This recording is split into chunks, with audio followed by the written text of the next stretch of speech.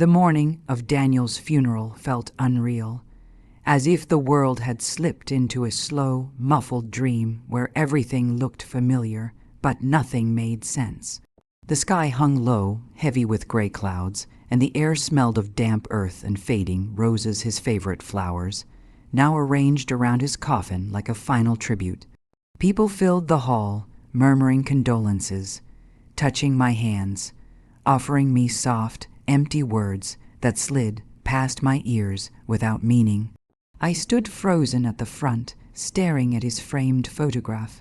Daniel's smile, warm and brilliant, felt like a cruel memory now. 12 years of marriage, 12 years of laughter, arguments, dreams, and secrets, gone in an instant.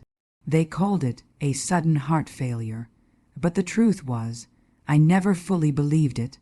Something about the way he had looked in the hospital bed, pale and frightened even in death, didn't sit right with me. I pushed the thought away, trying to breathe. My whole body shook, grief crashing over me in relentless waves. "Maya, you should sit," someone whispered behind me, but I couldn't. I felt rooted to the floor, as if stepping away from Daniel's picture meant accepting he was truly gone. The ceremony began prayers, speeches, kind recollections from friends and colleagues. I heard none of it. My brain replayed our last conversation, the way he had kissed my forehead before leaving for work 2 days before the incident. "I'll be home early," he had said. He never came home again. Just as the service was nearing its end, someone gently touched my elbow. "Mrs. Turner," a hesitant voice whispered. I turned to see Mr. Hale, the funeral director, standing slightly behind me. His face looked strained, uneasy. It was unusual. He was a man who had managed hundreds of funerals. Yet today something seemed to unsettle him deeply. "Yes," I asked softly, stepping aside so no one would overhear. He leaned toward me, lowering his voice further. "There's something you need to see." I blinked. "What do you mean?" He swallowed hard and discreetly pulled a small sealed envelope from inside his coat. The envelope was off, white, thick, and had my name written in Daniel's handwriting, steady, familiar, unmistakable. My breath caught. This is from Daniel." Mr. Hale nodded. "He gave it to me 3 weeks ago with strict instructions. I was to hand it to you only on the day of his funeral, only today, no earlier." For a moment the room spun. 3 weeks ago, before he died, before anything happened. Why would Daniel leave something like this? Why hide it until now? I stared at the envelope as if it might burn me. I didn't want to open it.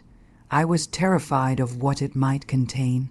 My heart pounded so loudly I could barely hear Mr. Hale's next words. "I'm sorry," he whispered, "but he seemed scared when he brought this to me. I thought you should know." Scared? Daniel, my husband, who always carried the world's weight with a calm smile. I forced myself to nod and took the envelope with trembling hands. "Thank you," I managed. He bowed his head and stepped back into the crowd, leaving me alone with the single thing Daniel had wanted me to have after his death. I pressed the envelope to my chest, feeling its thin but unmistakably solid contents, a small object inside. A USB, perhaps, or a key. My legs felt weak as I lowered myself onto the nearest bench. The ceremony continued around me like distant echoes, but I couldn't focus. My grief twisted into something else: dread, fear, anticipation.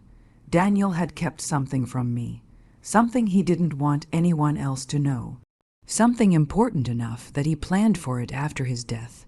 What had he discovered? What had frightened him so much? I didn't open the envelope at the funeral. I couldn't. My hands were shaking so badly I could barely hold the thing, let alone break its seal. And a part of me refused to face the truth it contained. Not today, not in this room packed with memories and sorrow. But I knew this: whatever Daniel had left behind wasn't small. It wasn't trivial. It was a warning. And by the way the funeral director had looked at me, pale and tense, I sensed something else. Daniel had been afraid for a reason. The moment the final prayer ended, I clutched the envelope tighter and whispered beneath my breath, "Daniel, what were you trying to tell me?" That was the moment I realized my husband's funeral was not the end of the story. It was the beginning. The house felt heavier than it ever had before. Maybe it was the silence, maybe it was the loneliness, or maybe it was the envelope burning in my hand like a secret begging to be revealed. I sat on the edge of our bed, my bed now, I supposed staring at the seal I had spent the whole day avoiding. The clock ticked loudly on the wall. Each sound reminded me of the finality of time, of the time Daniel no longer had. Finally, with a deep breath, I tore the envelope open. A small black USB drive fell into my palm, cold, smooth, innocent, looking, yet I felt its weight like a stone. Beside it, a single folded note, "Maya, if you're seeing this, the truth couldn't wait." Daniel, my throat tightened. I didn't realize I was crying until a tear slid down onto the note. I wiped my face quickly, afraid to let emotion cloud what I was about to see. There was no going back now, whatever truth Daniel wanted to show me. Whatever fear kept him silent in life, I had to face it. I plugged the USB into my laptop with trembling fingers. One file, one single file for my wife. MP4, I pressed play. The screen flickered, and suddenly Daniel appeared, alive, breathing, looking right at me. My breath hitched painfully in my chest. He was sitting in his office, wearing the navy shirt I had bought him for our anniversary. But there was something wrong. His face looked tired, his eyes shadowed with something I had never seen before. "Fear, hi, love," he began softly. His voice broke instantly, and I felt my chest tighten with grief. "If you're watching this, something happened to me, something I couldn't stop." I covered my mouth to stifle a sob. He took a shaky breath and leaned closer to the camera. "Maya, I didn't tell you because I didn't want to worry you. I thought I could handle it. I thought it was just a misunderstanding, but it's worse, much worse." The room felt colder suddenly. His fingers raked through his hair, a nervous habit he only had when he was deeply stressed. I discovered something about Adrian and Lila. My entire body stilled. Adrian, his brother, Lila, my best friend for 18 years. No, no, no, no. Daniel looked down, struggling to keep his composure. "They've been stealing from my company for almost a year. At first small amounts, but now," he shook his head, jaw tightening. "Now, it's hundreds of thousands. They've been accessing confidential data, selling my designs, diverting contracts. I tried to confront them." He stopped, eyes shaking. But then things started happening to me. A cold shiver ran through me. First, the brakes on my car were tampered with. My heart stopped. Then someone tried to delete all my financial records. And last week, I received an anonymous message saying if I didn't back off, I'd regret it. My hand flew to my mouth. "Oh my God," Daniel looked terrified. "Maya, I don't know how far they've gone. I don't know what they're planning, but Adrian has access to everything and Lila has access to you." My stomach twisted violently. He looked straight into the camera, eyes filled with pain. "If anything happens to me, do not trust them. Do not let them near you. They are not what they pretend to be." I began shaking uncontrollably as the truth unspooled like a nightmare. Daniel's voice broke as he whispered, "I'm sorry I didn't tell you sooner. I thought I could fix it. I thought I could protect us, but if you're watching this, I failed." He swallowed, tears forming in his eyes. "But you won't. I know you. You're stronger than you think. Finish what I started. Take everything I found in my office. Don't stop until the truth comes out." He inhaled sharply. "I love you, Maya. I always have. I'm sorry you have to carry this, but I trust you more than anyone in this world." The video cut abruptly. Just like that, darkness swallowed the screen. I sat frozen, breathless, unable to move. The silence in the room felt deafening. I replayed his words again and again in my head. Adrian, Lila, lies, theft, threats, attempts on Daniel's life. And worst of all, they may have been the reason he was gone. Fresh betrayal seared through me like a blade. My grief twisted into something else, something sharp, something alive, anger, not wild, blind anger. Cold, focused, driven. I wiped my tears with the back of my hand, my entire body trembling with fury. You trusted me, I whispered to the empty room. You wanted me to finish this. I stood up, my hands curling into fists. Then I will. Whatever Adrian and Lila had done, whatever they planned, whatever role they had in Daniel's death, they would pay. And I was just beginning. The day after watching Daniel's video, grief and rage twisted together inside me. Adrian and Lila had worn masks of concern, comforting me during the funeral while secretly betraying the man I loved. Now the truth burned behind my eyes, and I knew I had to act carefully, strategically. I didn't let them see it. I smiled in my messages, nodded at their gestures, and let them believe I was fragile, broken, alone. But inside I was gathering strength, fueled by Daniel's words, "Finish what I started." That afternoon I returned to Daniel's office.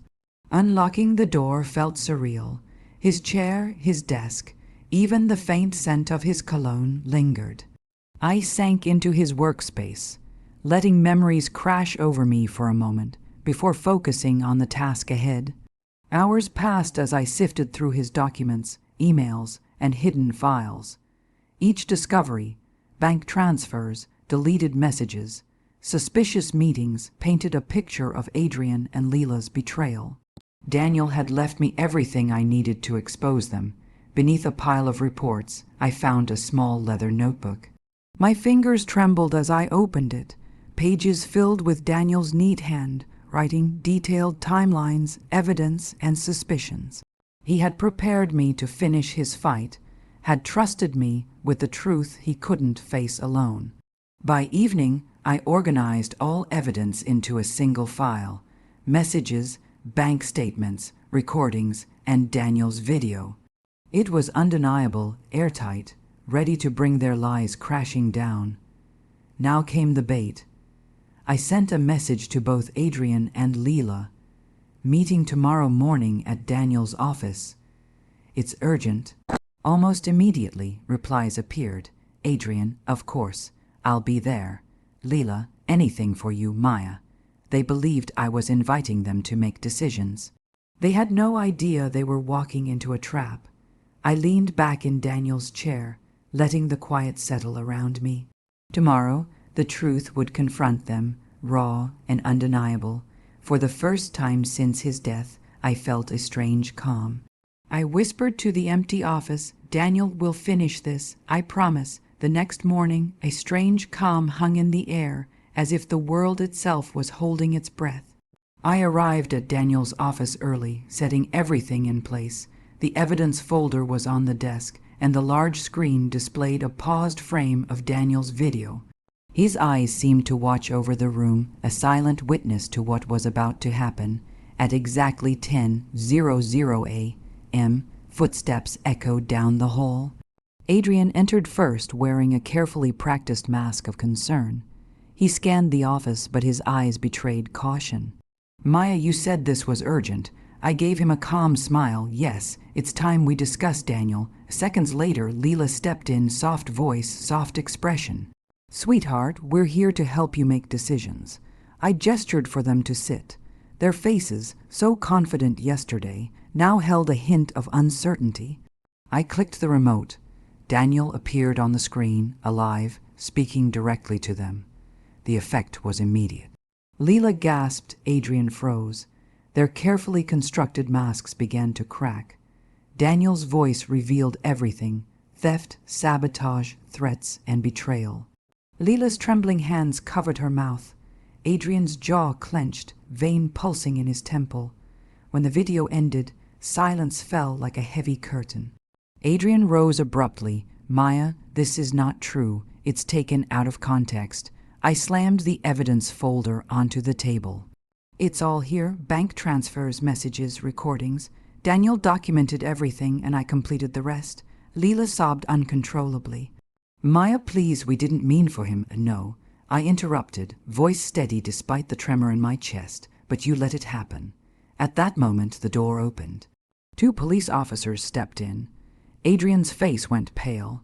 "You called the police?" "Yes," I said, meeting his eyes. Daniel trusted me to finish this. Within minutes, both were handcuffed and led away, their protests fading down the hallway. The office was silent. I walked to Daniel's chair and touched the leather softly. "It's done," I whispered, feeling the weight lift slightly from my chest.